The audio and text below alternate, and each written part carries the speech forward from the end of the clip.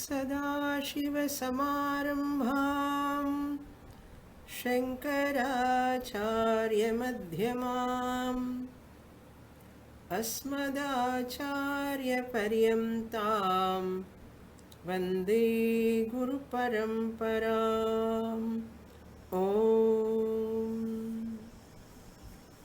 పంచదశి రెండవ అధ్యాయం 20వ శ్లోకం.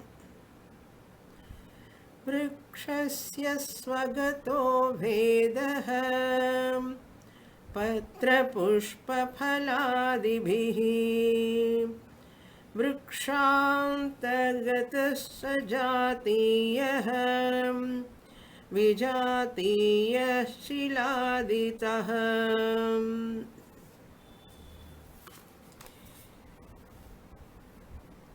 విద్యారణ్య స్వామి వారు ఛాందోగ్య ఉపనిషత్తులో 6వ అధ్యాయంలో చెప్పబడినటువంటి మంత్రాన్ని విశ్లేషణ చేస్తున్నారు. మహాభూత పంచభూత వివేక ప్రకరణం. ఈ పంచభూతాలతో చేయబడినటువంటి ఈ ప్రపంచం అనేది ఉపనిషత్తులో ఇదం అనే వాక్యంతో చెప్పబడింది. 6వ అధ్యాయంలో 2వ ఖండంలో 1వ మంత్రం సదేవ సౌమ్య ఇదమగ్ర ఆసీత్. ఈ అధ్యాయం అంతా కూడా ఈ 2 వాక్యాల మీద ఆధారపడి ఉంది, ఛాందోగ్య మంత్రం మీద. విద్యారణ్యుల వారు అన్ని అధ్యాయాల్లో ఇలాగే దాదాపు ఉపనిషత్తు మంత్రాలను తీసుకొని వాటి యొక్క గూఢమైనటువంటి అర్థాన్ని మనకు విస్తారంగా చెప్తారు. అదే ప్రకరణ గ్రంథం యొక్క లక్ష్యం. ఈ సదైవ సౌమ్య ఇదం అగ్ర ఆసీత్, ఈ సత్ అనేటువంటిదే సృష్టి ఆరంభంలో ఉన్నది, అగ్రే ఆసీత్. అది ఏమిటి అంటే ఏకం ఏవ అద్వితీయం. ఆ సత్తు ఒకటే, ఏకం ఏవ, అందులో సందేహం లేదు, నిర్ధారణ చేసి చెప్తున్నారు. ఏవ మాత్రమే, ఆ ఒక్కటి మాత్రమే ఉన్నది. అద్వితీయం, రెండవది లేనటువంటిది ఆ సత్తు అన్నారు. అలా అన్నప్పుడు మనకు ఈ సత్ అంటే మాకేం అర్థం కాదండి, ఇందులో భేదం లేదు అని నిర్ధారణ చేయాలి. ఇప్పుడు ఇక్కడ ఎటువంటి భేదాలు లేవని చెప్పడానికి మంత్రంలో ఏకమేవ అద్వితీయం అన్నది. మంత్రం చెప్పేసి వెళ్ళిపోయింది మనకు. ఆ మంత్రాల్లో ఉన్నటువంటి విషయాన్ని మనకు ఎలా చెప్పాలి? భేదము అంటే 2, 3, 4 ఉంటే ఒకటవది రెండవ దానికంటే వేరు, రెండవది మూడవ దానికంటే వేరు, భిన్న భిన్నంగా ఉండవచ్చు, వేరువేరుగా ఉండవచ్చు. 2, 3, 4 ఉంటే ఒకటవది రెండవది కాదు, రెండవది మూడవది కాదు, 3 4వది కాదు, అన్నీ వేరు వేరు అనొచ్చు. అలా అనడానికి వీలు లేదు సత్తు విషయంలో. ఏమండి ఈ సత్తు అంతా మాకెందుకండి, దేవుడు అయితే అనేక రకాలు ఉన్నారు కదా, మరి దేవుళ్ళలో భేదాలు ఉన్నాయి కదా అని ఊరికే ఒక ప్రశ్న అనుకుందాం. అందరు అడిగేది అదే కదా ఇప్పుడు. అనేక మంది దేవుళ్ళు ఉన్నారు మీకు అంటుంటారు కదా.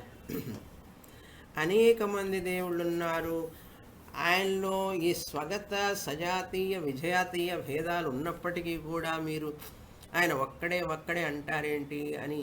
ఇది వేరే, ఈ మన సబ్జెక్ట్లో అది కాదు, అయినా కూడా కొంచెం కనెక్షన్ ఉంది దానికి. ఒక విషయాన్ని వినేటప్పుడు మనకు అనేక సందేహాలు వస్తుంటే వాటిని కూడా తీర్చుకుంటూ వెళ్ళాలి. ఎవరైనా అడిగితే భగవంతుడు దేవుడు చాలామంది ఉన్నారు కదా హిందూ మతంలో అంటుంటారు. ఇది మతం కాదు అసలు, మంది హిందూ మతం అని వాళ్ళు పెట్టారు. ఎందుకంటే ఆ మతాలు వచ్చినాయి కాబట్టి హిందూ ధర్మానికి కూడా ఒక మతం అని పేరు పెట్టారు. ఏం చేస్తాం, కనుక దేవుళ్ళు చాలామంది ఉన్నారు కదా, దేవుళ్ళలో స్వగత భేదం ఉంది కదా. ఆయనకి కాళ్ళు, చెవులు, ముక్కు, కళ్ళు ఇవన్నీ స్వగత భేదాలే కదా. భగవంతుడిలో కూడా భేదం ఉంది కదా, స్వగత భేదం ఉంది. అదేవిధంగా సజాతీయ భేదం ఉంది.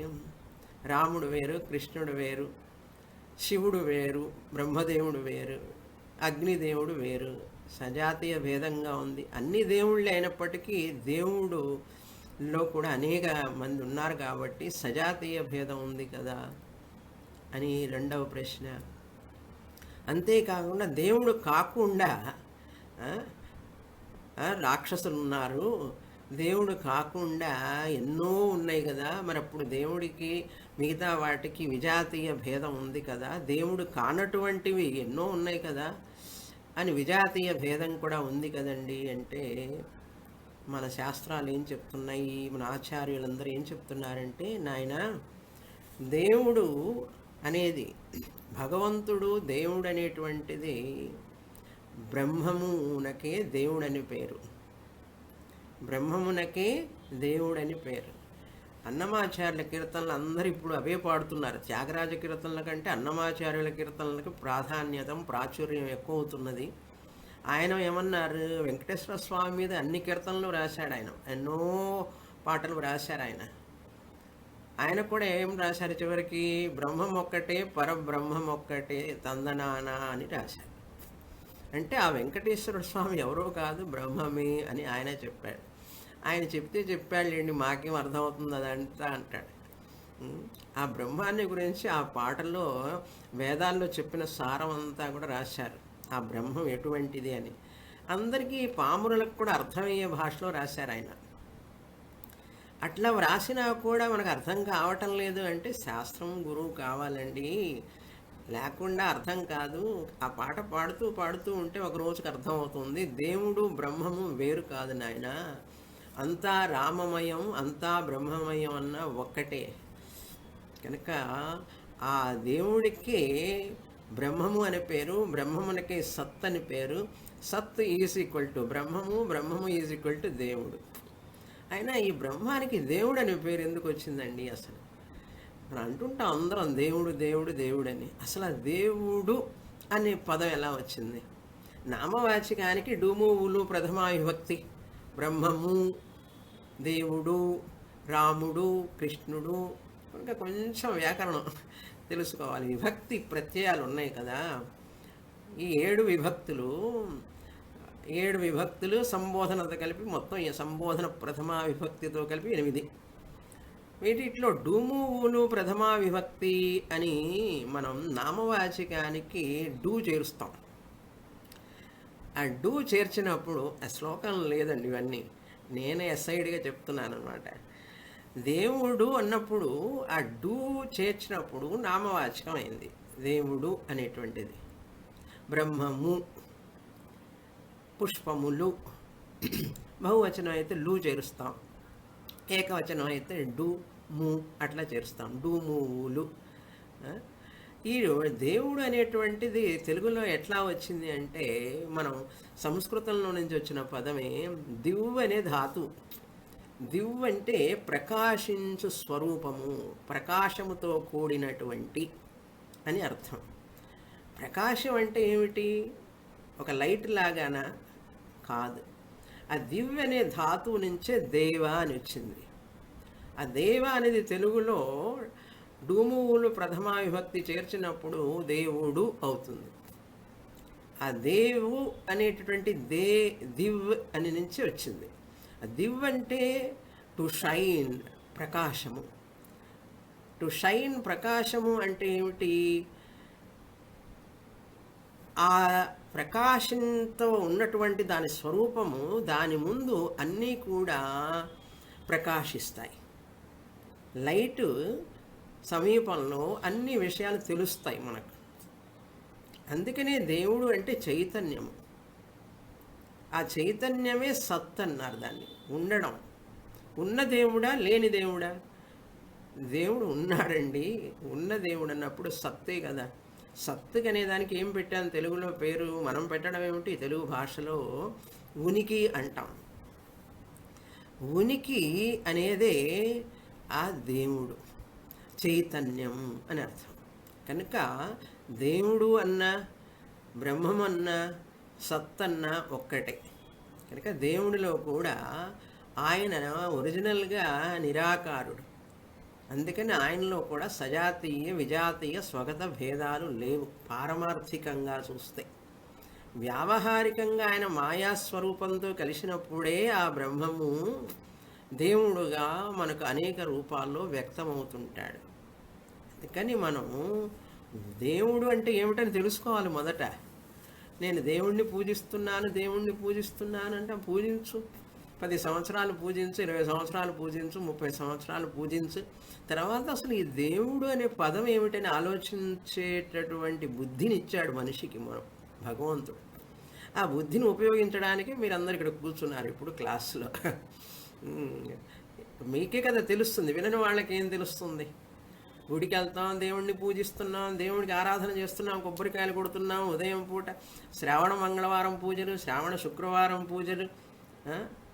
దేవి అంటాం చూడండి. మళ్ళీ అదే స్త్రీలింగం అయితే దేవి. ఆమెకి దేవి అని ఎందుకు పేరు వచ్చింది? ఎప్పుడన్నా ఆలోచించామా మనం? ఆలోచిస్తే మనకు తెలుస్తుంది. అట్లా ఆలోచించ చేసేది ఎవరు అంటే గురువు, శాస్త్రం. దేవి అంటే దేవి, దేవత, దేవుడు ఇవన్నీ కూడా దివ్ అనేటటువంటి సంస్కృత ధాతువులో నుంచి వచ్చినటువంటిది. ప్రకాశం అన్నమాట. ఏ చైతన్య స్వరూపం వలన అన్నీ తెలుస్తాయో దానికి దివ్, దేవుడు, దేవత, దేవి అని పేరు. కనుక ఆ చైతన్యమైనటువంటి సత్తైనటువంటి వస్తువు అనమాట. వస్తువు కాదు, ఒక పదార్థం కాదు. అది ఉనికి, ఎరుక అనేటువంటి దానికి మనం మాయారూపంగా చేరినప్పుడు దేవుడని పేరు పెట్టారు. కనుక అదంతా వేరే సబ్జెక్ట్.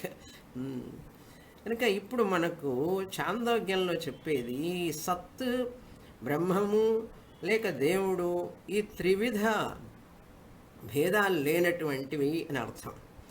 ఏక అనేటటువంటి పదం స్వగత భేదాన్ని తొలగిస్తుంది. ఏవ అనేటువంటిది సజాతీయ భేదం లేదని తెలియజేస్తుంది. అద్వితీయం అనేటటువంటి పదం వలన విజాతీయ భేదం లేదని మనకు తెలియజేయబడుచున్నది. ఈ యొక్క శ్లోకాలలో మనకు చెప్తున్నారు. కనుక భేదం అనేటువంటిది ద్వినిష్ట గుణ అన్నారు. ద్వినిష్ట గుణ. భేదం ఉండాలి అంటే రెండు ఉండాలి. సత్ అనేది ఒక్కటే, సత్ అనే బ్రహ్మము ఒక్కటే కనుక భేదం ఉండడానికి వీలు లేదు. మరి ఆయనకి అవయవాలు లేవా అండి అంటే ఏకం, ఏవ, అద్వితీయ అని 3 పదాలు చెప్పారు కదా. మరి స్వగత భేదం కూడా లేదా అంటే అవయవాలు లేవా అంటే లేవు. ఆయనకి అవయవాలు కూడా లేవు కనుక భేద ద్వికోటిక కనుక 2 విషయాలు లేవు కనుక ఈ యొక్క బ్రహ్మము ఒక్కటే అని అర్థం. ఈ శ్లోకంలో ఏం చెప్పారు? క్రిందటి వారం ఏం చూసాం మనం? ఈ వృక్షస్య సజాతీయ భేదము, విజాతీయ భేదము, స్వగత భేదము లేనటువంటిది సత్పదార్థం అన్నారు. ఎలా అర్థమవుతుంది సజాతీయ విజాతీయ అనేటువంటి మనకి చిన్న చక్కని ఉదాహరణ చెప్పారు ఈ శ్లోకంలో, 20వ శ్లోకంలో. వృక్షాల్లో ఒక వృక్షానికి పత్ర, పుష్ప, ఫలాదిభి అన్నారు. పత్ర అంటే ఆకులు, ఫల అంటే పత్ర, పుష్ప అంటే పూలు, ఆది పదార్థ కాయలు. ఆకులు వచ్చినప్పుడు పూలు వస్తాయి, పూలు వచ్చిన తర్వాత కాయలు వస్తాయి. మొదలైనటువంటి ఆదిభి అంటే మొదలైన వానిచే అని అర్థం. స్వగత భేద, దీన్ని స్వగత భేదం అంటారు. ఆ ఒక్క చెట్టులోనే ఎన్ని భేదాలు ఉంటే, తనయందే అనేక అవయవాలుండి భేదం ఉంటే దీన్ని వివిధ అవయవములతో కూడినటువంటిదైతే స్వగత భేదం అంటారు, చెట్టులో ఉన్నట్లుగా. అలాంటిది స్వగత భేదం అని పేరు. వృక్షాంతరాత్, వృక్షము కాకుండా వేరే వృక్షం అయితే ఆ వృక్షము కాకుండా వృక్షాంతరాత్ అదే జాతికి చెందినటువంటి మరొక వృక్షము వలన, వృక్షాంతరాత్ సజాతీయ. వేరే వృక్షం అయితే కొబ్బరి చెట్టుకి మామిడి చెట్టు వేరు, కానీ వృక్ష జాతి అది. జంతువుల్లో కూడా పులి జంతువు, అదేవిధంగా సింహం ఒక జంతువు. ఆ జంతు జాతిలో భేదం ఉంది. మనుష్య జాతిలో కూడా స్త్రీ జాతి, పురుషుడు స్త్రీ అని మనుష్యత్వంలో భేదం ఉంది. జంతువులలో భేదం ఉంది, చెట్లల్లో భేదం ఉంది. దీన్ని సజాతీయ భేదం అంటారు. వృక్షత్వం, మనుష్యత్వం, పశుత్వం, కీటత్వం, ఇవన్నీ కూడా త్వం అంటే నెస్, ట్రీనెస్, యానిమల్నెస్, హ్యూమన్నెస్, ఇవన్నీ సజాతీయం. ఒకే జాతిలో మనుష్య జాతిలో స్త్రీ వేరు, పురుషుడు వేరు. జంతు జాతిలో సింహం వేరు, పులి వేరు. వృక్ష జాతిలో కొబ్బరి చెట్టు వేరు, మామిడి చెట్టు వేరు చెప్పాను. కనుక దీన్ని సజాతీయ భేదము అంటారు. ఇతర వృక్షాల కంటే వేరుగా ఉంటే ఇది వేరు వేరు వృక్షాలైతే సజాతీయ భేదము. ఒకే జాతికి చెందినవి కానీ భేదంగా ఉంటాయి. కనుక కొబ్బరి చెట్టు పొడుగ్గా పెరుగుతుంది, మామిడి చెట్టు ఏమో దాంట్లో సగం ఎత్తు ఉంటుంది, అట్లా అన్నమాట. తేడా ఉంటుంది కదా. అంతేకాకుండా వృక్ష జాతి కాకుండా ఇప్పుడు శిలలు ఉన్నాయి, రాళ్ళు. ఆ రాళ్ళు గనక అయితే శిలాధిభి, శిలాదిత విజాతీయ అంటే అది రాళ్ళు. రాళ్ళు వేరు, జంతువు వేరు, చెట్లు వేరు, కనుక వేరే జాతి, ఆ జాతి కాదు. శిలాదిత విజాతీయ భేద, తన జాతికి చెందని చేరనటువంటివి రాళ్ళు. చెట్ల జాతికి చెందినటువంటి రాళ్ళు ఇతర జాతి వస్తువులు తనకు కలిగే భేదం అన్నమాట. ఆ భేదాన్ని విజాతీయం, జాత్యంతరం చేత కలిగే భేదము. ఈ విధంగా ఈ 3 భేదాలు చెప్పబడినవి. ఇవన్నీ సత్తులో లేవని ఇప్పుడు మనకు 21, 22, 23, 24, 25, 26 శ్లోకాల వరకు ఈ 3 భేదాలు సత్తులో లేవని నిరూపించాలి. ఏకమేవాద్వితీయం అని చెప్పి ఉపనిషత్తు చెప్పింది, కానీ ఈ భేదాలు లేవని చెప్పి నిరూపించాలి. నిరూపణ చెయ్యాలి అంటే దాన్ని మనం చక్కగా అర్థం చేసుకోవాలని చెప్పి మనకు విద్యారణ్యుల వారు 21వ శ్లోకం నుంచి రాస్తున్నారు. ఏమని? ఆ విధంగా సత్తులో లేవు అని చెప్తున్నారు. మొదట ఏం చెప్తున్నారు చూడండి. శ్లోకం చదువుతాను. 21వ శ్లోకం ఇంతవరకు క్రిందటి వారం చూసాం. తథా సద్వస్తునో భేదత్రయం ప్రాప్తం నివార్యతే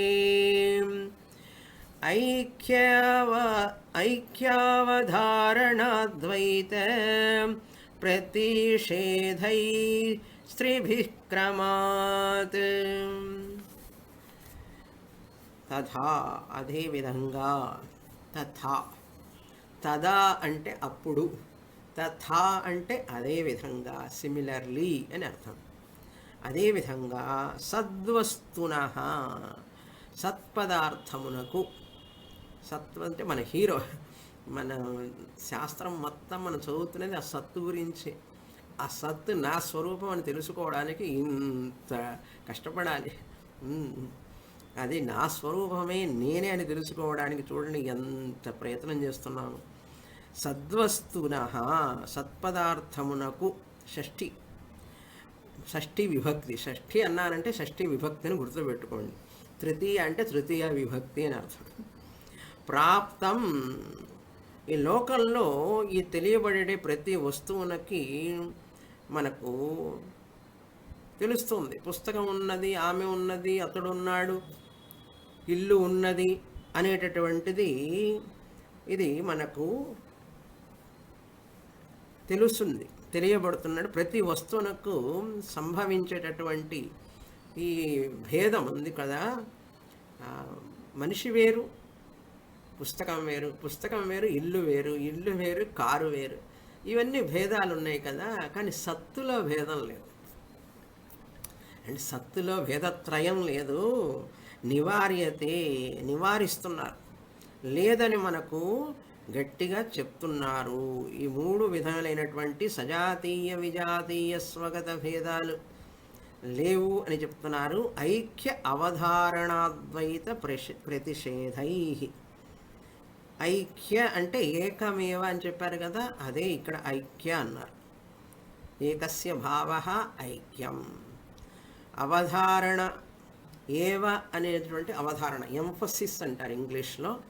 ఏవ మాత్రమే, ఏవ నువ్వు మాత్రమే రావాలి, ఇది మాత్రమే తినాలి అంటే మనం ఏవ అని సంస్కృతంలో పదం.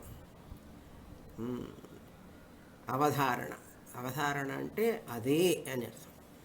అద్వైత ప్రతిషేధై. అద్వైతం అని చెప్పబడింది. ఏకమేవ అద్వితీయం.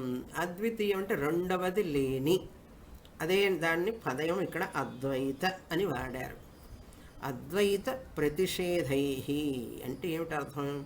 మొత్తం ఐక్యావధారణాద్వైత ప్రతిషేధై అని అంటే ఏకత్వాన్ని చెప్పు ఏక అను పదము చేత, ఏక అను పదము చేత ఏకత్వమును చెప్పేటటువంటిది.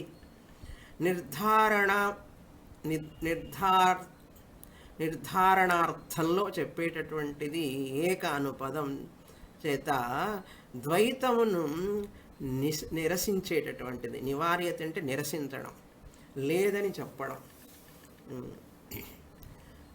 అద్వితీయం అని చెప్పేటటువంటి పదం చేత, అద్వితీయం అని చెప్పబడింది కదా, అదే అద్వైత అనే పదం చేత అద్వితీయము అనే పదాన్ని మనకి ఇక్కడ చెప్పబడింది క్రమాత్ వరుసగా.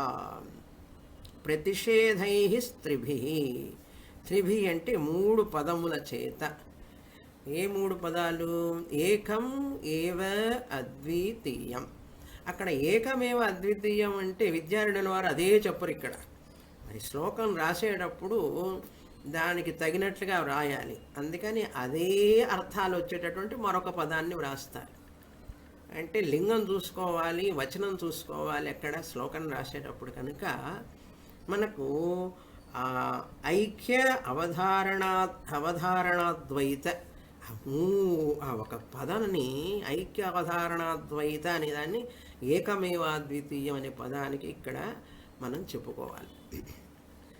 నివార్యతే నను మూడు భేదాలు తొలగింపబడుతున్నవి. నివార్యతే నివారిస్తున్నారు అంటే తొలగిస్తున్నారు. ఇవి లేవు అని చెప్తున్నారు. ఏమి లేవు? వృక్షంలో ఆకులు, కాయలు, పూలు, పత్ర, పుష్పాలు ఉన్నట్లుగా స్వగత భేదం లేదు ఇక్కడ. అంతేకాకుండా వేప చెట్టుకి చింత చెట్టుకు ఉన్నట్లుగా సజాతీయ భేదం అనేది కూడా లేదు. సత్తులో రాళ్లకు చెట్లకు ఉన్నట్లుగా భేదము, విజాతీయ భేదము లేదు. అదేవిధంగా సద్వస్తువునకు కూడా భేదత్రయం అనేవి సంభవించవు. ఆ చెట్లకి రాళ్ళకి వచ్చినట్లుగా విజాతీయ భేదము, చెట్టు మర్రి చెట్టు చింత చెట్టుకు వచ్చినటువంటి సజాతీయ భేదము, ఆకులు పత్రాలు పుష్పాలు వచ్చినటువంటి స్వగత భేదం అట్లాంటివి ఇక్కడ రావు, సంభవించవు. నివార్యతే త్రయం ప్రాప్తం నివార్యతే. ప్రాప్తం అంటే అట్లా వచ్చే సందర్భంలో అనుకుంటే అలా రావు అని చెప్తున్నారు ఖచ్చితంగా. అటువంటి ఆలోచన ఏకమేవాద్వితీయం అని మూడు పదాల చేత నివారింపబడుతున్నది. కనుక శృతి చేత ప్రతిపాదింపబడినటువంటి సత్పదార్థము, దానికి భేదత్రయ అభావము ఇప్పుడు చెప్పారు మనకు. ఇదేంటి చాలా సంక్షిప్తంగా చెప్పేటటువంటి సమాధానం. కానీ దాన్ని ఇంకా మనకు బాగా తెలియచేయాలి కదా. ప్రకరణ గ్రంథం యొక్క లక్ష్యం అదే. ఏం చెప్పాలి ఇప్పుడు? యుక్తి ద్వారా చెప్పబోతున్నారు. యుక్తి అంటే లాజిక్. యుక్తి ద్వారా దాన్ని మనకు చెప్పాలి. ఎలా చెప్పాలి అంటే 22వ శ్లోకం నుంచి మనకు యుక్తి ద్వారా మొదట స్వగత భేదం లేదు సత్తులో అని సాధించాలి. మనం సాధించడం అంటే ఏమిటి? మనం అనుకున్నది చెప్పాలి అంతే. అదే సాధించడం అంటే. మనం అనుకున్నది చెప్పాలి అంటే ఏంటి? ఈ భేదాలు లేవు అని కూలంకషంగా నిర్ణయించి చెప్పాలి. యుక్తి ద్వారా చెప్పబోతున్నారు. అది ఎలా? 22వ శ్లోకం చదువుతాను. సతో నవయవాంశస్య సతో నవయవాంశక్యాత్ తదంశస్య నిరూపణాత్ నామరూపేణ తస్యాంశౌ తయోరద్యాప్యనుద్భవాత్. ఇప్పుడు స్వగత భేదం లేదు అని చెప్తున్నారు. మొదట స్వగత భేదం లేదు అనేది ఒక్కొక్క దానికి ఒక్కొక్క శ్లోకం, 2 శ్లోకాలు అన్నమాట. అలా మనకు చెప్పబోతున్నారు. ఇంటర్నల్ డిఫరెన్సెస్ అంటారు స్వగత భేదం అంటే. ఇప్పుడు నా కాలు వేరు, నా చెయ్యి వేరు, నా ముక్కు వేరు, నా కన్ను వేరు, ఇవన్నీ నా ఇంటర్నల్ డిఫరెన్సెస్. అట్లాగే అది లేదు అని చెప్పాలి. ఎలా అంటే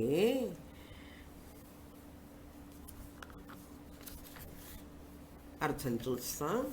సతహ సద్వస్తువునకు అని అర్థం. సద్వస్తువునకు వృక్షానికి ఉన్నట్లుగా చిగుళ్ళు పూత పూయడం అంటారు చూసారా? తర్వాత పూత పూయడం, పిందెలు రావడం, అవి కాయలవ్వటం, అట్లాంటి భేదాలన్నీ స్వగత భేదాలు. అవయవాలు అంటారు. పిందెలు ఒక అవయవం, పూలు ఒక అవయవం, చెట్టులో కాయలు, పండ్లు, పూలు ఇవన్నీ వాటి అవయవాలు, చెట్టు యొక్క అవయవాలు. ఇవన్నీ కూడా న శంఖ్యాః శంకింపదగినవి కావు. ఎక్కడ? సద్వస్తువునకు. సద్వస్తువు అంటే ఏమిటి? మన సత్తు, బ్రహ్మన్, ఉనికిలో ఇవన్నీ ఉన్నవని శంకించకూడదు. న శంఖ్యాః అంటే శంకించకూడదు, సందేహపడకూడదు అని అర్థం. శంకించకూడదంటే సందేహపడకూడదు.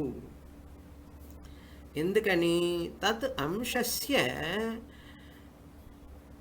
అనిరూపణాత్. తత్ అంశస్య అనిరూపణాత్. తదంశాస్యానిరూపణాత్ అని ఉన్నది. ఎలా విభజించాలి అక్కడ?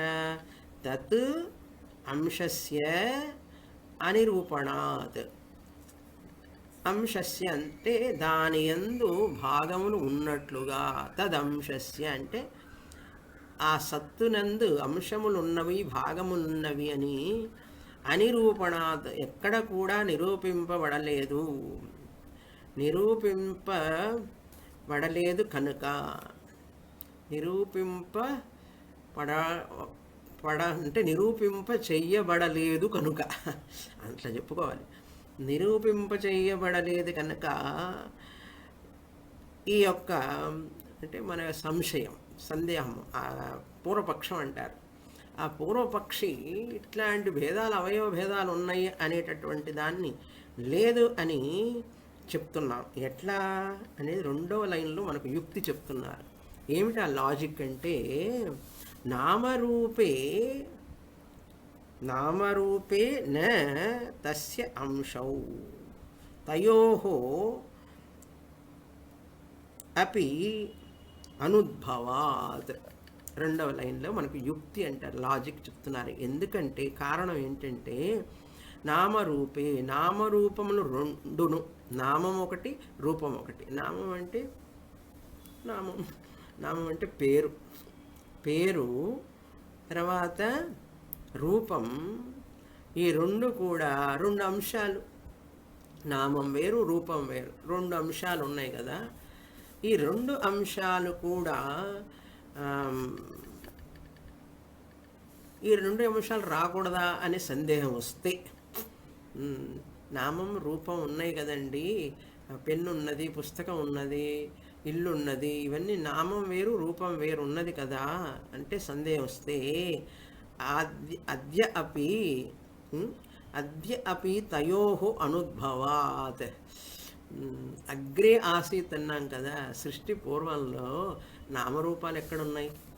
నామరూపాలు లేవుగా. సదేవ ఆసీత్. నామరూపాలు ఇంకా రాలేదు కదా. సృష్టి పూర్వంలో నామరూపాలు లేవు కదా అని. తయోః ఆద్యపి అనుద్భవాత్. అద్య మీన్స్ అప్పుడు, తయోః అనుద్భవాత్ వాటికి పుట్టుక లేకపోవడం వలన. నామము పుట్టలేదు, ఇంకా రూపము పుట్టలేదు. దానికి ముందు సదేవ సౌమ్య ఆసీత్ అని చెప్పినప్పుడు ఇంకా నామరూపాలు రాలేదు అని అర్థం. ఒక విత్తనం ఉంది చూడండి, ఆ విత్తనము మొలక వేసినప్పుడు దానికి ఇంకా ఏ చెట్టు అని మనకు తెలియదు.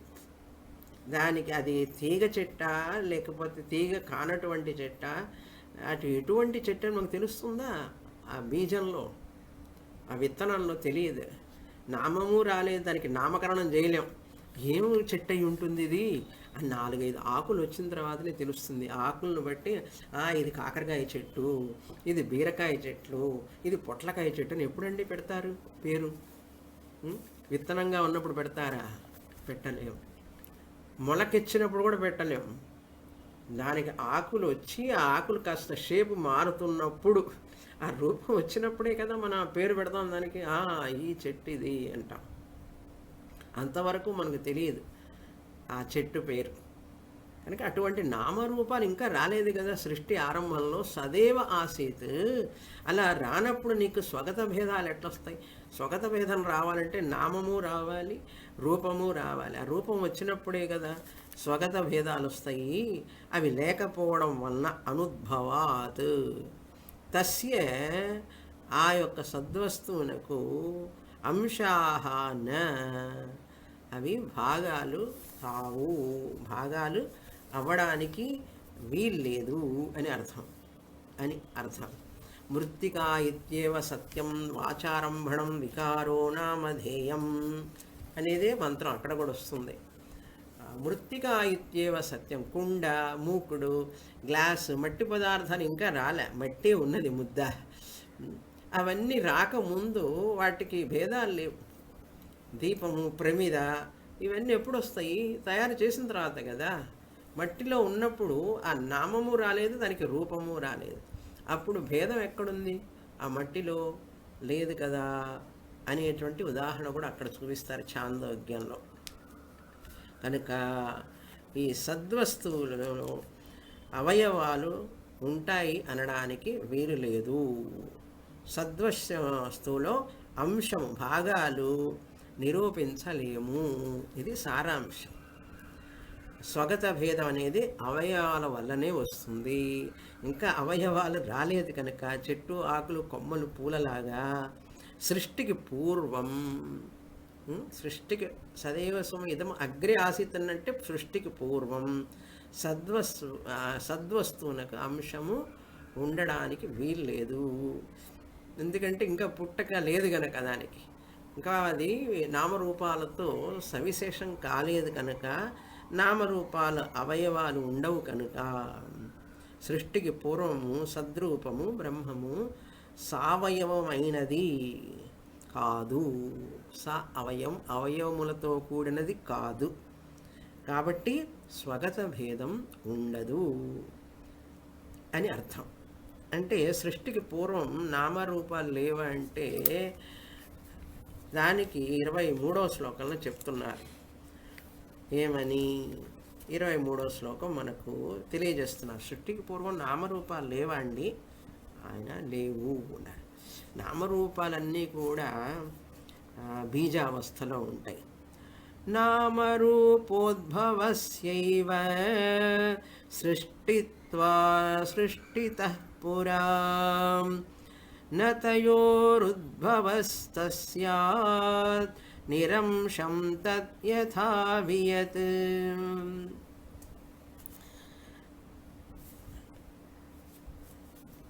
నామరూప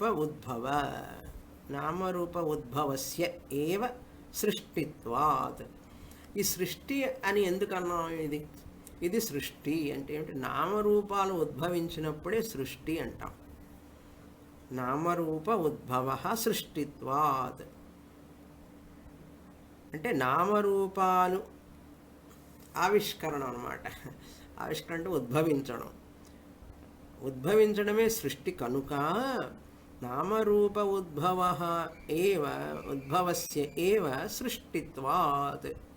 సృష్టి అని చెప్పబడుతున్నది కనుక సృష్టితః పురా, సృష్టికి పూర్వము, సృష్టికి పూర్వము, సృష్టితః పురా అంటే సృష్టికి పూర్వము వాని యొక్క ఉద్భవం, తయోహో ఉద్భవ, తయోహో అంటే నామరూపయోహో, వాని యొక్క ఉద్భవము పుట్టుక, నామరూపాల పుట్టుక నా అది సంభవించదు. ఎప్పుడు? సృష్టికి పూర్వం. సృష్టికి పూర్వం తల్లి కడుపులో ఉంటాడు పిల్లవాడి, ఇంకా వాడికి అవయవాలే రాలేదు. ఏ రూపం ఎట్లా తెలుసు? అబ్బాయి అమ్మాయి అని కూడా తెలియదు. ఎంత స్కానింగ్ చేసినా 1వ నెల 2వ నెల వాడికి కాళ్ళు చేతులు రూపం అంతా వచ్చినప్పుడే కదా తర్వాత నామకరణం. ఆ రూపం పూర్తిగా వచ్చి 10వ నెల తర్వాత వాడికి నామకరణం, బయటకి డెలివరీ అయిన తర్వాత ప్రసవించిన తర్వాత నామకరణం. ఎందుకంటే రూపం బాగా క్లియర్గా తెలుస్తుంది కనుక అబ్బాయా అమ్మాయా, అబ్బాయి అయితే అబ్బాయి పేరు, అమ్మాయి అయితే అమ్మాయి పేరు పెడతారు కనుక ఆ జంతువులు, ఆ జీవరాశులు వాటి వాటి రూపాలు వాటి పిల్లలకు వస్తాయి. అట్లాంటివన్నీ లేవు సృష్టికి పూర్వం, అంటే డెలివరీకి ముందు అని అర్థం. ప్రసవించడానికి ముందు, ఈ సృష్టి ప్రసవం జరగడానికి ముందు తత్ నిరంశం యథా వియత్, యథా వియత్ ఆకాశం లాగానే, ఆకాశానికి నిరంశం స్వగత భాగం లేవు ఆకాశానికి. ఆకాశంలో భేదాలు ఉన్నాయా? భేదాలు లేవు కదా, స్వగత భేదాలు లేవు ఆకాశంలో కనుక ఆకాశంలాగా అని అర్థం. వియత్ యథా వియత్ ఆకాశములాగా, నిరవయవం అవయవరహితం అని అర్థం. నిరవయవమై ఉండేది అని అర్థం. సృష్టికి పూర్వం ఉండిన సద్వస్తువు ఆకాశంలాగా నిరవయవంగా ఉన్నది. కాబట్టి స్వగత భేదం ఉండడానికి వీలు లేదు అని చెప్పారు. పోనీ స్వగత భేదం లేదండి, ఆ సద్వస్తువుకు సజాతీయ భేదం ఉందేమో చూద్దామా అని సందేహం వస్తుంది కదా. ప్రశ్న వచ్చినప్పుడు దానికి సమాధానం 24వ శ్లోకం. సజాతీయ భేదం ఉండవచ్చు కదా అనే సందేహానికి సమాధానం 24వ శ్లోకంలో చెప్పబోతున్నారు. శ్లోకం చదువుతాం. ఒక సద్వస్తువుకు సజాతీయ భేదం ఉండదా, ఉండడానికి వీలు లేదా, ఉండవచ్చు కదా అంటే ఉండదు అంటున్నాం. ఎందుకంటే అన్నీ నిరాకరించాలి కదా. ఇప్పుడు 3 భేదాలు, ఒక్కొక్క ఇప్పుడు స్వగత భేదానికి 2 శ్లోకాలు చెప్పారు, 22, 23. ఇప్పుడు 24లో సజాతీయ భేదాన్ని నిరాకరించాలి. సదంతరం సజాతీయం నవైలక్షణ్యవర్జనాత్ నామరూపోపాధిభేదం వినా నైవ సతోభిధా. అంటే చాలా చాలా లోడెడ్ వర్సెస్ అంటారు, గంభీరమైనటువంటి శ్లోకాలు. ఇదంతా చదివితే కరతలామలకం, శాస్త్రం కరతలామలకం, విషయం కూడా కరతలామలకం అనమాట. అరటిపండు ఒలిచిపెట్టినట్టు చేతిలో నోట్లో వేసుకోవడమే అట్లనమాట. సదంతరం సజాతీయం, ఒక సద్వస్తువునకు సజాతీయమైన అంటే వేరొక సద్వస్తువు, ఒకటి సత్తున్నదండి, ఉనికి ఉన్నది, మరొక ఉనికి ఉన్నదా, రెండవ ఉనికి అన్నారు. వేరొక సద్వస్తువు ఉన్నదనే దానికి ఆధారం లేదు. అట్లా ఉండడం అనేది అసంభవం. ఎందుకనంటే సద్వస్తువులందు సజాతీయ భేదం ఎప్పుడు ఉంటుంది? సజాతీయ భేదం ఎప్పుడు ఉంటుంది? వేరొక సజాతీయ వస్తువు, ఎట్లాగైతే మనిషి అన్నాం, స్త్రీ పురుషుడు ఇద్దరున్నారు వేరు వేరు కనుక సజాతీయం. అట్లాగే జంతు జాతిలో ఏనుగు, కుక్క, నక్క ఇవన్నీ జంతువులు అనేకం ఉన్నాయి, సజాతీయం జంతు జాతి. వృక్ష జాతిలో కూడా సజాతీయం ఉంది. అట్లా వేరొక సజాతీయ వస్తువు, సజాతీయం అంటే అదే జాతికి చెందినటువంటి వృక్షం అయితే వృక్ష జాతికి చెందినది. అనేక వృక్షాలు ఉన్నాయి, అన్నీ వృక్ష జాతికి చెందినవి. జెనరాలిటీ అంటారు దీన్ని, జెనరాలిటీ జాతి. పక్షి జాతి, కీట జాతి, ఆక్వాటిక్ క్రీచర్స్, నీటిలో జలచరాలు అంటారు చూసారా, జలచరాలన్నీ ఒక జాతి. నీళ్ళల్లో ఉండే వాటిని బయటికి తీసుకొస్తే వెంటనే చచ్చిపోతాయి.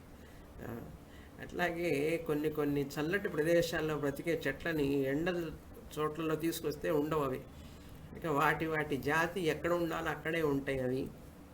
అని అటువంటి సజాతీయం ఉన్నప్పుడే ఇంకొక సద్వస్తువు ఉన్నదని అంటే అప్పుడు సజాతీయ భేదం. సద్వస్తువులో నానాత్వం ఉన్నట్లు, అనేక సద్వస్తువులు ఉన్నట్లు. మరి పుస్తకం ఉన్నది, పెన్ను ఉన్నది, ఇల్లున్నది, ఎన్ని ఉన్నది అంటున్నారు కదండి. ఇదంతా సత్తు వేరే వేరే కదా, సజాతీయం కాదా అంటే కాదు. ఆ నామరూపాలు వేరే కానీ సత్తులో భేదం లేదు కనుక అది అసంభవం. రెండవదంటూ లేదు. సత్తు అనే సద్వస్తువు అనేది రెండవ సద్వస్తువు లేదు. అందుకే నామరూపాలు ఉన్నప్పుడే ఉపాధి వల్ల వైలక్షణ్యం వర్ణనాత్ అంటే ఉపాధి వల్ల వైలక్షణ్యం కలుగుతున్నది. చూడండి, పెన్ను ఉన్నది, పుస్తకం ఉన్నది. పెన్ను వేరు, పుస్తకం వేరు. వాచ్ వేరు, ఇల్లు వేరు. ఇవన్నీ ఉపాధులు అన్నమాట. ఈ ఉపాధి వల్ల భేదం, వైలక్షణం అంటే భేదం కనపడుతున్నది కానీ సద్వస్తువుకు నిజంగా నామరూపాలు లేవు. సద్వస్తువు అంటే ఉనికికి నామరూపాలు లేవు కాబట్టి వైలక్షణ్యం ఉండదు, భేదం ఉండదు, విలక్షణంగా ఉండదు. పుస్తక నామరూపాలు అయినటువంటి ఉపాధుల యందే విలక్షణం ఉంటుంది, భేదం ఉంటుంది. దాని యందు సజాతీయ భేదం ఉండదు, ఉనికి యందు సజాతీయ భేదం లేదు. ఇప్పుడు ఉదాహరణకి ఇంకా బాగా అర్థం కావాలంటే, ఇప్పుడు మీరందరూ ఇంతమంది ఉన్నారు, 20, 28, 30 మంది దాదాపు ఉన్నారు. మీరందరూ ఏమంటారు? నేనున్నాను, నేనున్నాను, నేనున్నాను అని అంటాం కదా. ఈ నేను ఉన్నాను అనే దాంట్లో ఏదన్నా భేదం ఉందా? సజాతీయ భేదం ఉందా?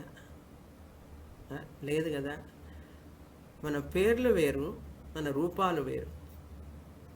కానీ నేను ఉన్నాను అనేదే వాడతాం అందరం. తెలుగులో చెప్పచ్చు, హిందీలో చెప్పచ్చు, మే హూ అనొచ్చు, ఇంగ్లీష్లో ఐ యామ్ అనొచ్చు. ఇంగ్లీష్ భాష మారచ్చు కానీ నేను ఉన్నాను అనే దాంట్లో మార్పు లేదు. నేను స్త్రీగా ఉన్నాను, నేను పురుషుడిగా ఉన్నాను, నేను భార్యగా ఉన్నాను, నేను భర్తగా ఉన్నాను, నేను ఆఫీసర్గా ఉన్నానని భేదం ఉండొచ్చు కానీ నేను ఉన్నానులో భేదం లేదు. చూసారా?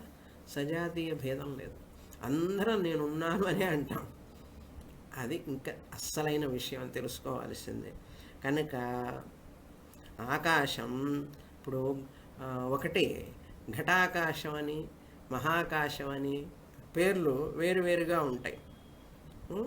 అట్లా నామరూపాలతో ఉన్నప్పుడు కలుగుతున్నది కానీ భేదం నిజంగా సద్వస్తువులో ఉపాధి లేనప్పుడు సజాతీయ భేదమే లేదు కదా. అసలు ఉపాధులన్నీ తర్వాత వచ్చినాయి, నామరూపాలన్నీ తర్వాత వచ్చినాయి.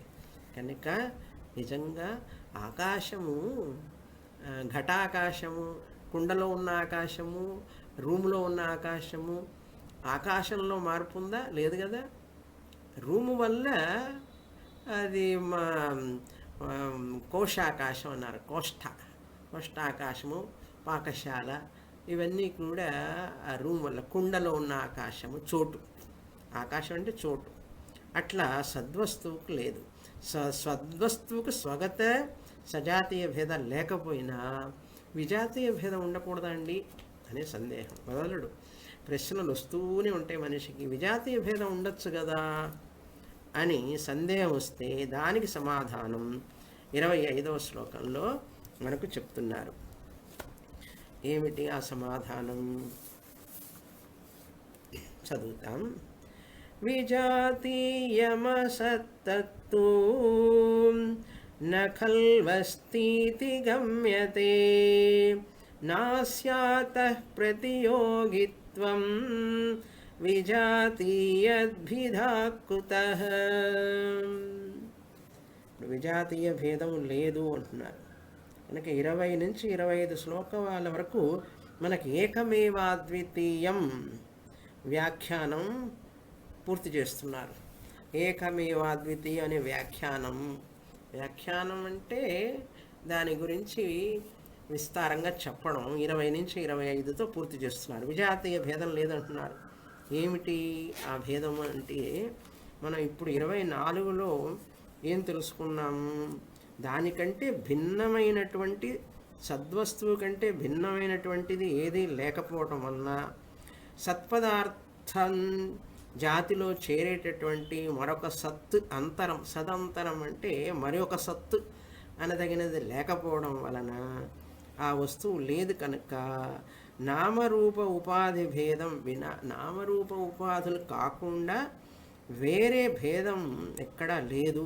నామరూపాలు వచ్చినప్పుడే భేదం వస్తుంది, కానీ ఉపాధి భేదం లేకపోతే సత్తుకి భేదం ఎక్కడుంది అసలు? సత్పదార్థములకు భిదా అంటే భేదము. నైవ నా ఏవ అంటే కలగనే కలగదు, కలుగనే కలగదు. ఉపాధి భేదం వినా సతో భిదా నైవ. ఈ ఉపాధి లేకపోతే అసలు సత్తుకి భేదమే లేదు. అంటే ఉపాధి ఉంటే భేదం ఉంటుందా అంటే భేదం ఉన్నట్లుగా కనపడుతుంది. అది ఘటాకాశ అనేది ఎక్కడుంది భేదం? ఆకాశంలో చోటులో భేదం లేదు. ఆ ఘటం అనేది ఉండడం వల్ల అది ఉన్నట్లుగా కనపడుతుంది అంతే. అదేవిధంగా సత్తులో ఉండదు. ఉనికి, సత్ అనగా ఉనికి. లోకంలో ఉనికికి ఘటపటాది అంటే గుండ ఉన్నది, వస్త్రం ఉన్నది, చీర ఉన్నది, అన్ని రకాలుగా ఉన్నవి అంటుంటాం కదా. అప్పటికి ఎంత సామాన్య ధర్మమైనటువంటి ఉనికికి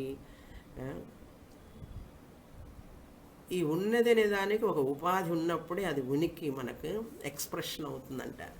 ఎందుకంటే ఉనికికి రూపం లేదు కనుక, నామం లేదు కనుక దానికి వేరేగా అని చెప్పి మనకి ఇప్పుడు చెప్పిన తర్వాత విజాతీయ భేదం అనేది ఏం చెప్పారు అంటే, విజాతీయం సత్పదార్థము కంటే వేరొక జాతికి చెందిన, విజాతీయం అంటే వేరొక జాతికి చెందిన, అసత్ అంటే సత్ కాకుండా వేరైనది ఏంటి? అసత్. సత్ కంటే వ్యతిరేకమైనది అసత్. ఉన్నది అనే దానికి, ఉన్నది అనేది ఒక జాతి అండి, ఒక జాతి అనుకుందాం. దానికి వేరే జాతి ఏమిటి? ఉండకుండా ఉండడం కదా. ఉనికికి ఆపోజిట్ ఏంటి? వ్యతిరేక పదం. వేరే జాతి ఏంటి? ఉనికి అనేది ఒక జాతి, దానికి వేరే జాతి లేనిది అని అర్థం. వ్యతిరేక పదం తీసుకుంటే ఉన్నది, లేనిది. ఇప్పుడు లేనిది అనేది వేరే జాతి, లేనిది అనేది వేరే జాతి. అప్పుడు విజాతీయం సత్పదార్థం కంటే వేరొక జాతికి చెందినటువంటి లేనిది అనేది సంస్కృతంలో ఎట్లా చెప్తారు? అసత్. సత్తు కానిది అని అర్థం. అసత్ ఉనికి ఉన్నటువంటిది, లేనటువంటిది విజాతీయం. అసత్ అన్నారు. అసద్ తత్ విజాతీయం అసత్ తత్ తు న ఖలు అస్తి గమ్యతే అన్నారు. తత్ తు అంటే అట్టి అసత్ పదార్థము. అసత్ తత్ తు అన్నున్నాయి పదాలు అక్కడ. మనం ఎట్లా విభజించాలి జాగ్రత్తగా. సద్వస్తువునకు విజాతీయ భేదభావను అంటే విజాతీయం అని చెప్పబడడానికి అసత్ అనేటటువంటిది విజాతీయం. ఇప్పుడు ఈ అసత్ అనేటటువంటి విజాతీయము అది తతుతు అట్టి అసత్ పదార్థము ఉన్నచో ఉంటే అప్పుడు ఏమవుతుంది? అస్తి ఇతి న గమ్యతే ఖలు. అసత్ అస్తి ఇతి న గమ్యతే ఖలు. ఖలు అంటే తెలియబడటం లేదు కదా, ఇండీడ్ అంటారు సార్. ఖలు చెప్పబట్టలేదు కదా. లేనిది అనే వస్తువు ఉన్నదండి. ఉన్నది అనే దానికి ఇది ఉన్నది, అది ఉన్నది అంటాం. లేనిది అనే దానికి ఉన్నది అని తెలియబట్టం లేదు. ఉన్నది అనేది లేదు, లేని దానికి ఉన్నది అనేది లేదు. ఎట్లా చెప్పాలి ఇది భాష? ఉమ్, ఆ, న ఖలు అస్తి గమ్యతే, ఖలు గమ్యతే ఖలు తెలియబడుట లేదు కదా. అస్తి ఇది ఉన్నదని తెలియబడుట లేదు కదా. ఏది? అసత్. అసత్ అంటే లేనిది. అది ఉన్నదని తెలియబడట్లేదు కదా. అసత్ అనేటువంటిది లేనిది ఉన్నదని తెలియబడుట లేదు కదా అని అర్థం. అయ్యో, తెలుగు కొంచెం గడబిడగా ఉందా, కష్టంగా ఉంటుంది, కొంచెం టెక్నికల్ ఇవన్నీ కూడా. లేనిది అసత్ అంటే లేనిదండి. సత్ అంటే ఉనికి, అసత్ అంటే ఉనికి లేనిది. లేనిది లేనటువంటిది తెలియబడుట లేదు కదా అన్నారు. తెలియబడుట లేదు కదా అంటే నా గమ్యతే. గమ్యం అంటే ఏంటి? గముధాతు జ్ఞానార్థకత్వాత్. తెలియబడుట లేదు కదా. లేనిది తెలుస్తుందా? ఉన్నదే కదా తెలుస్తుంది. లేనిది ఎక్కడ తెలుస్తుంది? తెలియదు కదా. సరేనండి. అతః అతః నస్యాత్ అతః అని ఉంది చూడండి. అతః అస్య కనుక, అందువలన, అతః అస్య ఈ సత్పదార్థమునకు ప్రతియోగిత్వం వైరుధ్యం. ప్రతియోగిత్వం అంటే వైరుధ్యం. న సంభవతి. న అంటే సంభవించదు. ప్రతియోగిత్వం అంటే ఏమిటి ఇక్కడ అంటే ఇది తార్కిక భాష. ప్రతియోగిత్వం, ప్రతియోగి అంటే ఏమిటి? కొంచెం కష్టం పదం. వాళ్ళు తార్కికులు ఈ పదాన్ని వాడతారు. ప్రతియోగి అంటే వైరుధ్యం. వైరుధ్యం. ప్రతియోగి అన్న అర్థం కాలేదు మాకు, వైరుధ్యం అన్న అర్థం కాలేదంటే అప్పుడు ఏం చేయాలి? అది కొంచెం అర్థమయ్యేటట్టు చెప్తాను. చెట్టు, ఓకే, ఆవు కంటే చెట్టు వేరైనది. ఆవు కంటే చెట్టు వేరైనది అని చెప్తాను కదండి. అప్పుడు చెట్టు ప్రతియోగి అంటారు. ఆవు కంటే చెట్టు వేరైనది. ఉదాహరణ ఇక్కడ లేదు ఉదాహరణ, నేను చెప్తున్నాను మీకు అర్థం కావడం కోసం. ఆవు కంటే చెట్టు వేరైనది. వేరే కదండి, చెట్టు ఆవు కాదు, ఆవు చెట్టు కాదు. సరే, ఈ కంటే అనే పదానికి తర్వాత వచ్చేది ప్రతియోగి అని పేరు. కంటే అంటే వచ్చిన తర్వాత వచ్చిన పదం ఏంటి? చెట్టు. ఆవు కంటే చెట్టు వేరైనది అన్నప్పుడు చెట్టు అనేది ప్రతియోగి. ఈ వలనన్ కంటెన్ అనే మళ్ళీ విభక్తులు చూడండి, కొంచెం బాగుంటాయి ఈ విభక్తులు. నాకు చాలా ఇష్టం విభక్తులు అంటే. డూమువులు ప్రథమ విభక్తి, చేతన్ చేన్ తోడంతో తృతీయ విభక్తి, కొరకున్ కై చతుర్థి విభక్తి, వలనన్ కంటెన్ పట్టి అనేది పంచమీ విభక్తి. ఇంగ్లీష్లో ఫ్రమ్ అంటారు చూసారా? ఫ్రమ్ తర్వాత వచ్చేది ఏదైతే ఉందో అది cow is different from the tree. ఆ ఫ్రమ్ అనేది పంచమీ విభక్తి, సకాశాత్ పంచమి. దానికంటే వేరైనది అనేది. అందుకని వలనన్ కంటెన్ పట్టి అనేవాళ్ళం చిన్నప్పుడు. ఏమిటో తెలియదు చిన్నప్పుడు. వలనన్ కంటెన్ పట్టి అంటే వలనన్ అనేదాన్ని వలన, కంటెన్ అంటే కంటే పట్టి, అట్లా అనమాట. పంచమీభక్తి ఎప్పుడో చిన్నప్పుడు చదువుకున్నాం ఈ గ్రామర్ అంతా కూడా, తెలుగు గ్రామర్. ఆ కంటే అనే తర్వాత వచ్చిన పదం అండి ప్రతియోగి అండి. ఇప్పుడు అంత అర్థమైతే చాలు మనకు. ఓకే, ప్రతియోగిత్వం. ప్రతియోగిత్వం అనేటటువంటిది అది కలిగినటువంటిది, ఆ వేరే కలిగినటువంటిది అనేది. ప్రతియోగిత్వం కలిగినటువంటిది అని అర్థం. అటువంటిది లేదు మరి ఒక జాతికి చెందినటువంటి న సంభవించదు. కనుక విజాతీయాత్ మరి ఒక జాతికి చెందిన వస్తువు వలన భిధా సత్తుకు భేదము లేదు. కుతః ఎట్లా సంభవిస్తుంది అంటే సంభవించదు అని అర్థం. అంటే ఒక వస్తువునకు విరుద్ధంగా మరొక వస్తువు చెబితే మొదటి దానికి రెండవది ప్రతియోగి అవుతుంది. ఆ, రెండవది ప్రతియోగి అవుతుంది. అది అన్నమాట. అసత్ అంటే లేనిది, ఆ, భేద ప్రతియోగి అంటారు దాన్ని.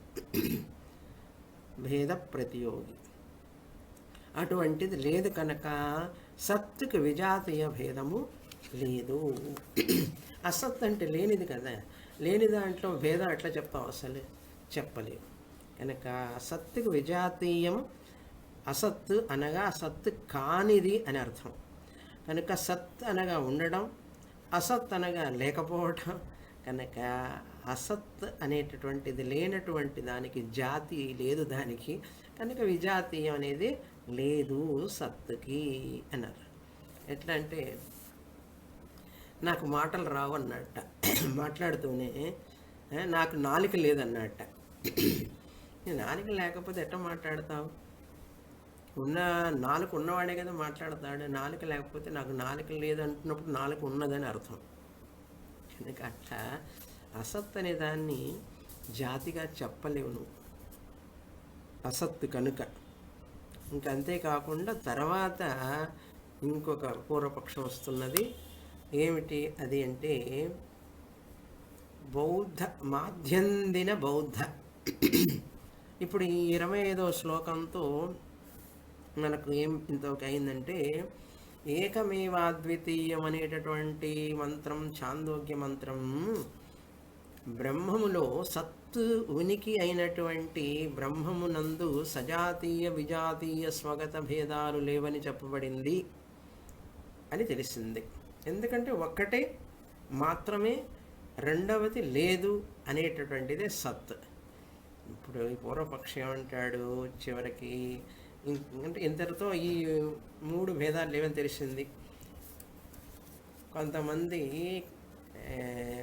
ఏం చెప్తారంటే మంత్రంలో అసద్వా ఇదమగ్ర ఆసీత్. ఇప్పుడు అసత్ అంటున్నావు, లేనిది అంటున్నావు. లేనిది విజాతీయము, ఆ విజాతీయం అనేటువంటి భేదం లేదు సత్తుకు అంటున్నావు. సత్ అంటే ఉండడం, అసత్ అంటే లేనిది. లేనిది అనేది జాతి ఎట్లా అవుతుంది అసలు? ఆ జాతి విజాతి అనడానికి లేదు కనుక, సత్తు కంటే వేరు లేదు కనుక విజాతీయ భేదం లేదంటున్నావు. నేను చెప్తాను ఉన్నది అంటాడు. ఎవరు? ఈ మాధ్యందిన బౌద్ధుడు. మాధ్యందిన బౌద్ధుడు ఏం చెప్తున్నారంటే, చదువుతాను శ్లోకం, 26వ శ్లోకం. ఏకమేవాద్వితీయం సత్ సిద్ధమత్ర తు కేచన విహ్వల అసద్దేవం పురాసీదిత్యవర్ణయన్.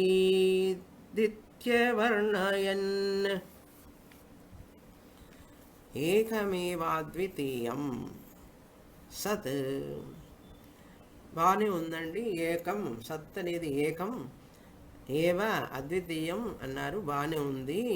ఈ భేదత్రయ శూన్యమైనటువంటి సద్వస్తువు సిద్ధించండి, మీరు సిద్ధింపజేశారు, శాస్త్రయుక్తులతో సిద్ధమైంది, బాగానే ఉంది. కానీ అత్ర ఈ విషయం గురించి మాకు ఇంకా సందేహాలు ఉన్నాయి. ఈయన శూన్యవాది అంటారు.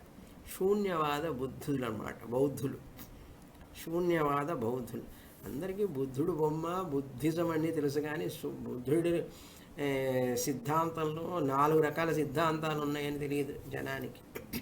చదివిన వాళ్ళకి తెలుస్తుంది. హీనయానం, మహాయానం. ఆ హీనయానం మహాయానంలో మళ్ళీ 2 పార్ట్లు భేదాలు. శూన్యవాది అని పేరు.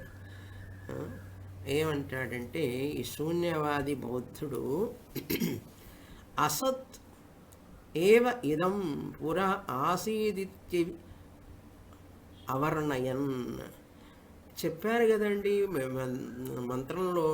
ఎక్కడ అంటే చాందోగ్యంలోనే అసద్వా ఇదమగ్ర ఆసీత్ సతో వై సదజాయత అసద్వా ఇదమగ్ర ఆసీత్ అని మంత్రంలో చెప్పబడింది కదా అని అన్నాడు.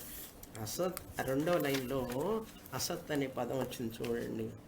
అసదేవ ఇదం పురా ఆసీత్ అని చెప్పబడింది కదా. సృష్టికి పూర్వం ఒకే సద్రూపమైనటువంటి అద్వైత బ్రహ్మం ఉన్నట్లు రుజువైంది. కానీ ఈ విషయంలో కొందరికి విహ్వల అంటే వ్యాకులత. ఏకమేవాద్వితీయం సత్ యుద్ధం అత్రతు కేచన విహ్వల అంటే కొందరు కలవరపాటు అనమాట. విహ్వల అంటే వ్యాకులత, కలవరపాటు చెందారు. ఏమని? సృష్టికి పూర్వం ఈ కనిపించే నామరూపాత్మకమైన జగత్తంతా శూన్యంగా ఉన్నదంటారు కదా. అసద్ లేదు ఏది? వీరి వాదాన్ని స్థూణ నిఖనన న్యాయంగా అంటే మనం ఎందుకు చదవాలి బౌద్ధ మతం, శూన్యవాద మతం? దేనికి చదవాలి అసలు? ఎందుకండి ఇదంతా కూడా? ఏదో బ్రహ్మం అంటే ఏదో చెప్పండి, నేను ఆ బ్రహ్మాన్ని తెలుసుకుంటే పోదా? ఈ శూన్యవాదం, ఆధ్యాత్మిక శాఖ, బౌద్ధ మతం ఎందుకండి చదవాలి అంటే? దీన్ని స్థూణ నిఖనన న్యాయ అంటారు. ఈ స్థూణ నిఖనన న్యాయ అంటే ఏమిటి అని చెప్తాం, వచ్చే వారం చూస్తాం తర్వాత క్లాస్లో. ఓం పూర్ణమదః పూర్ణమిదం పూర్ణాత్ పూర్ణముదచ్యతే పూర్ణస్య పూర్ణమాదాయ పూర్ణమేవావశిష్యతే. ఓం శాంతి శాంతి శాంతి. హరి ఓం. శ్రీ గురుభ్యో నమః. హరి ఓం.